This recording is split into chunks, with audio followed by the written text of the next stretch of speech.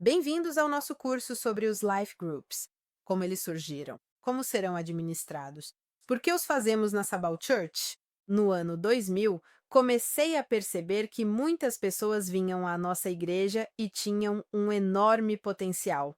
E me perguntei o que eu poderia fazer com elas. Nem todos podiam pregar no domingo, ou cantar, ou enfim, fazer o gospel de domingo. Mas muitas pessoas tinham um grande potencial e, orando durante uma conferência, alguém me deu uma fita cassete, uma coisa que se usava para ouvir pregações há muito tempo, estamos falando do ano 2000, e aquela fita falava sobre ter life groups. Na época, eles eram chamados de células. Nós mudamos esse nome justamente por causa dos períodos em que vivemos, onde o termo células é associado a terroristas, etc., e passamos a chamar de life group, um grupo de vida, um grupo de compartilhamento de vida. Então, em 2000, eu fui estudar um pouco sobre os life groups. Estive na igreja do pastor Yonggi Cho, que foi um dos primeiros em toda a história recente a formar esses pequenos grupos. Ele estava muito doente porque fazia tudo sozinho e, em um certo momento, depois de ter batizado 200 pessoas, isso foi contado por ele mesmo para mim. Ele entendeu que não podia continuar assim e, pela primeira vez na história, usou as pessoas da sua igreja para pregar e ajudá-lo. É, aliás, a primeira igreja que utilizou o ministério feminino, porque eram as esposas dos empresários. E ele criou esses pequenos grupos se inspirando na Bíblia. Nós sabemos que Moisés estava muito cansado porque ele ouvia todas as pessoas o dia inteiro, e seu sogro Jetro foi até ele e disse: Olha, desse jeito você vai se cansar e também cansará o povo. E lhe deu o conselho de dividir o povo em pequenos grupos de 10, 50, 100 e fez com que ele pudesse se ocupar apenas do que era realmente importante e não de todas as pessoas.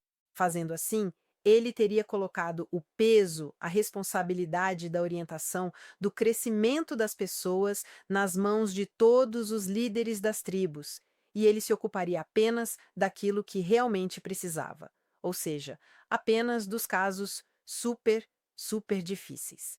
Esse princípio foi transmitido ao longo do tempo e da história, então não foi só Moisés que fez isso. Moisés começou a fazer isso, mas com o tempo vemos algumas outras igrejas que também fizeram isso.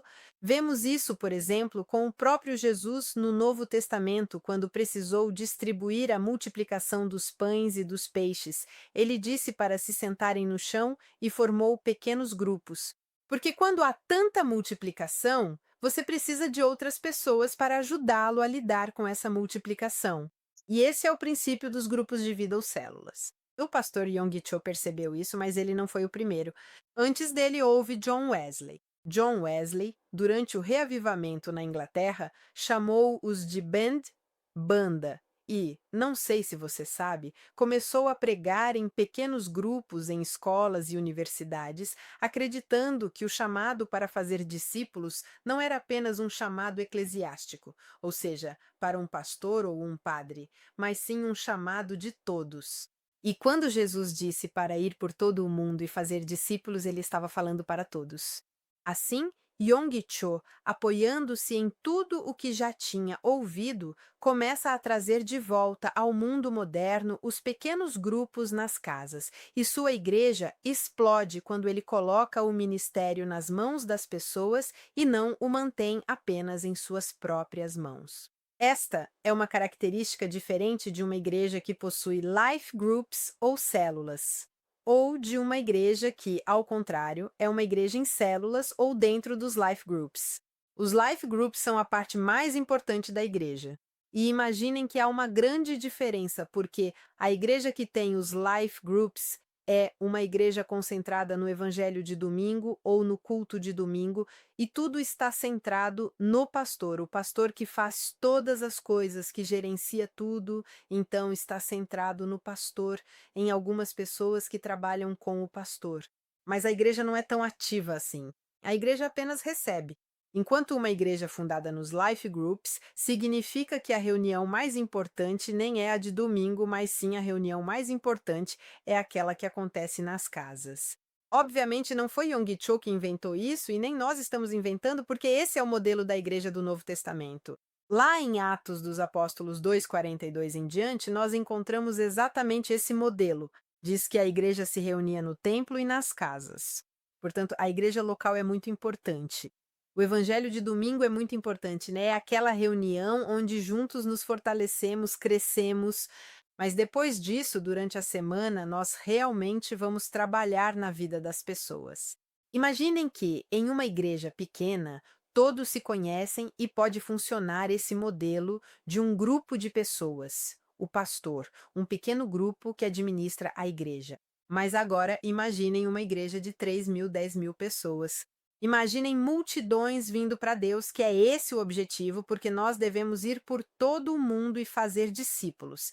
Na verdade, essa palavra é um gerúndio, é indo, enquanto nós vamos, e nós queremos igrejas grandes, não para ter igrejas grandes, mas para ter mais pessoas salvas.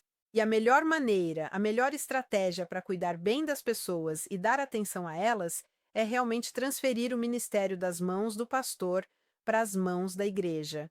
Assim, o pastor, junto com o seu grupo de apoio, no nosso caso, o time apostólico, delega às pessoas, aos crentes comuns, a realização de tarefas. Antes de tudo, conquistar o ambiente, as pessoas.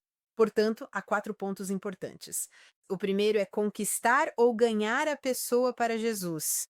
O segundo é consolidar, porque talvez aquela pessoa tenha vindo em um domingo, tenha participado de um life group, mas ainda não conhece Jesus. Apenas deu o primeiro passo e aceitou Jesus em sua vida.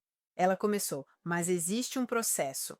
Então há o processo de consolidar. Na nossa igreja, durante o processo de consolidação, será designada para você uma pessoa chamada mentor. O mentor é aquela pessoa que vai te introduzir na vida da igreja e também te introduzir na vida cristã. Ele vai te ensinar a jejuar, a orar, a conquistar a sua família e será como um melhor amigo, como um pai ou uma mãe espiritual que te ajudam a crescer. Não precisam necessariamente ser pessoas perfeitas. Eu gosto muito de pensar que antigamente havia muitos pais que nem sequer tinham estudado, mas eles ensinavam princípios importantes e um estilo de vida sério, cheio de moral para seus filhos. É claro que os nossos mentores são preparados, mas não é isso que devemos observar, e sim uma vida com Deus e os princípios que ele vai te transmitir e te introduzir na vida cristã. Depois que você consolidou alguém, passa para o terceiro ponto, que é treinar, e esse treinamento será feito exatamente dentro dos life groups, onde vamos treinar as pessoas para, primeiro, cuidar uns dos outros. Vamos treinar as pessoas para pregar, administrar, porque em uma igreja grande você vive do ministério do pastor. Se o pastor for mais evangelista, então ele motivará mais a igreja nesse sentido. Se for mais apóstolo, motivará mais a igreja a conquistar. Se for mais profeta, entrará mais no profético e assim por diante. Mas dentro do Life Group nós podemos exercer todos os ministérios, e isso é maravilhoso. O outro modo pelo qual treinamos as pessoas é com a Bible Academy, ou seja, uma escola bíblica que ajudará as pessoas a crescer muito na Bíblia, porque no discipulado, mesmo que ajudemos as pessoas, é um método mais prático, mais convivencial. Enquanto na escola bíblica, você também aprenderá toda a teoria que depois o seu mentor ajudará você a colocar em prática. O quarto ponto é enviar. Depois que você conquistou essa pessoa, consolidou, treinou, você a envia. Essa pessoa também será um novo líder de vida, ou seja, alguém que terá em sua casa outras pessoas que são discípulos para treinar, consolidar e assim por diante. E essa pessoa também participará do batismo, porque quando Jesus disse para ir por todo o mundo, ele disse que nós também batizaríamos as pessoas. Ele disse: façam discípulos batizando-os. Tanto é que o batismo não é um certificado de agora estou pronto, mas sim um certificado de eu quero ser um discípulo de Jesus, e isso será feito, portanto, pelo mentor. É daqui que também nasce. Então, em 2000, depois de fazer essa pergunta e de ter visitado a igreja de Yonggi-cho, fui à Colômbia visitar a igreja do G12, que na época também havia começado a fazer life groups, com uma diferença. Enquanto para Yonggi-cho havia uma pessoa só que cuidava de todos, multiplicava e continuava cuidando, o G12 disse: sim, mas são muitas pessoas, às vezes não conseguimos cuidar de tantos, e limitou esse grupo de pessoas a 12. Não importa de qualquer forma se são 12 ou 15. O que Deus revelou ao pastor César Castellanos foi que era melhor reduzir o grupo de discípulos e que isso seria mais rápido. Já em 2013, depois que a nossa igreja já era uma igreja estruturada com o Life Group, onde eu havia treinado meus líderes por um ano para começar, nós tivemos outro upgrade. Eu estive em uma cidade chamada Santarém e vi que eles usavam o que se chama MDA, o método de discipulado apostólico. E lá eu vi que, além de um pequeno grupo com o Yong Cho, eles começaram a trazer de volta os life groups, ou as células. Castellanos começa a dizer: vamos reduzir o grupo de discípulos para cuidar melhor deles. Mas lá eles entenderam, ao assistir a um curso que nem era cristão, mas sim um curso de negócios e política, que todas as pessoas ensinadas em um grupo grande raramente se tornavam líderes. Quando, ao contrário, você ensinava um grupo pequeno, desse grupo pequeno, um grupo de 10, por exemplo, uma pessoa se destacava como um bom líder, mas eles perceberam que no mundo da política ou dos negócios, se você mantinha alguém sempre ao seu lado, essa pessoa, 10 em 10, se tornava líder. E então eles adotaram isso, né, o mentorado, que é o que nós também adotamos. Então nós temos tantos life groups, não temos grupos gigantes, mas temos grupos de no máximo 8 a 20 pessoas, dependendo também da casa e de quem está liderando o grupo, sem um número exato.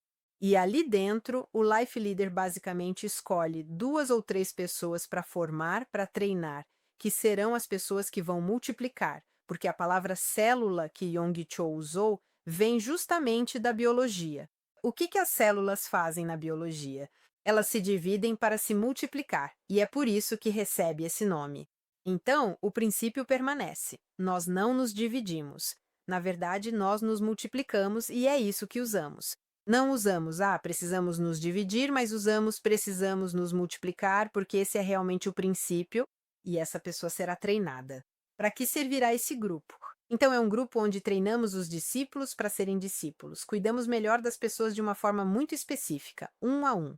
É um grupo onde as pessoas vão crescer espiritualmente, vão crescer no seu tempo de oração, na sua vida pessoal, vão crescer no conhecimento da Bíblia, mas acima de tudo, o objetivo dos life groups não é manter um grupo de estudos bíblicos ou de cuidado da alma, é relacionamento, é criar dentro de uma igreja gigante relações próximas de discipulado para que todos possamos conquistar o mundo para Jesus.